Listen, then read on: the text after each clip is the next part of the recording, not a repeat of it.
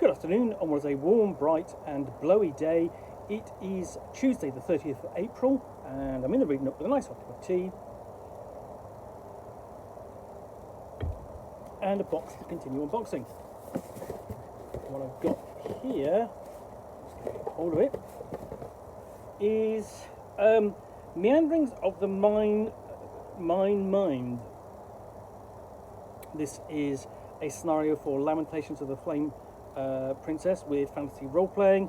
So, let's have a look. It is the 17th century. You and your companions encounter a silver mine that contains deposits of the richest ore ever seen. But what appears to be shafts carved deep into the bedrock are in fact tunnels bored into the fossilised remains of a great ancient spawn of the stars. More specifically, its brain, but it is not yet dead. As its last nerves are struck, the alien's final death throes begin to unleash catastrophic horror. Despite this, silver and power beyond imagining wait to be tapped by those clever enough to brave its perils. Meanderings of the Mind is a low-level introductory adventure for Lamentations of the Flame Princess and other traditional role-playing games, written by comic book creator Mark Sable, Miskatonic Graveyard of Empires Chaotic Neutral. As players literally plumb the depths of an alien mind, they'll learn that even starting adventures can stop the world-ending threats or trigger them. So it's got a fantastically kind of pulsating kind of cover on it, sort of mixture of sort of like crackling energy across this strange minefield.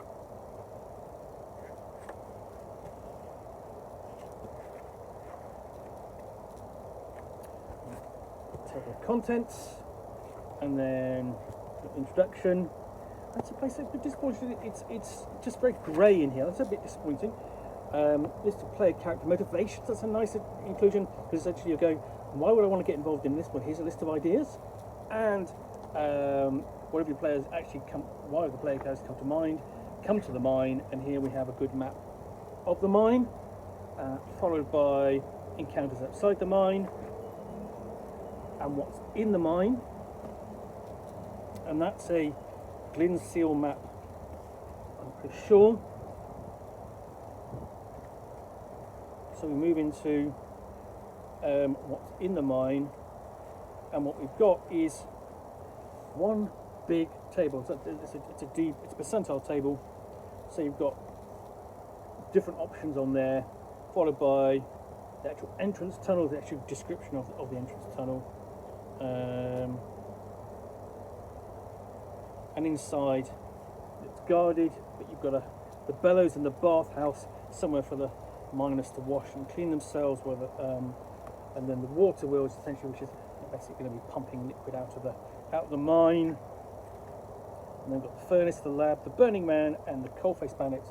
Various encounters as the player characters delve deeper into the mine to find out what is there.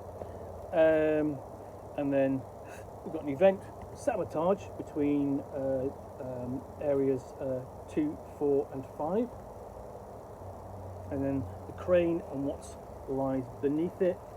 There's descriptions, and then we've got an image of the crane, and the clan of the cave bear, the artist and the critic. Have a bit of fun with the titles there, and there you've definitely got the artist. And then the bunker and the ghost, and essentially you kind of got a German soldier there facing some kind of monster, and some kind of larval creature, and then the last nerve, which is the final, this is the final nerve located in the brain, and then rewards and consequences for exiting the mine. Whether or not the player characters will get in, discover what's going on, and get out again without triggering a disaster, and with some silver.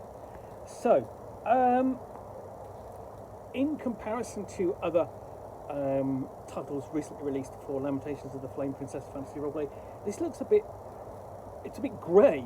I usually tend to sort of like so it's not very exciting to look at, I'm afraid, but it looks like an interesting idea, an interesting adventure, and it's interesting to see sort of an adventure which is pitched at low-level characters, even beginning characters, and even beginning players potentially, but actually has high-level stakes. You know, there are a number of adventures for Lamentations of the Flame Princess with fantasy role-playing, you know, essentially where the player characters are going to sort of like, you know, investigate and trigger something and it goes disastrously wrong. They're going to unleash some kind of giant beast. That's quite common, and I'm especially looking at there at Kelvin Green for those. He does write a lot of those scenarios. But I'm also kind of in the mind of, reminded of another scenario from Lamentations, quite an early one, called The Grinding Gear, which did a death trap dungeon a la S1 Tomb of Horrors, but basically for first and second level characters. Anyway, so that's Meanderings of the Mind,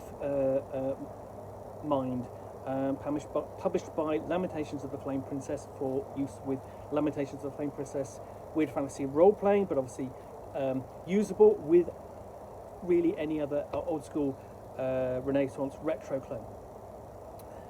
So, I hope you enjoyed this unboxing in the Nook. If you did, then please do click on the like button down below. And if you have any comments or feedback, I appreciate you taking the time to post those. And lastly, if you want to be alerted to get more unboxings in the Nook, where you will see me out here with a box containing a book or game, which I will unbox and chat about to the best extent of my knowledge for roughly 10 minutes or so, all of course accompanied by a nice hot cup of tea, then please do click on the subscribe button down below. Thanks again for watching another unboxing in the Nook. I will be back again soon with another one. Bye for now.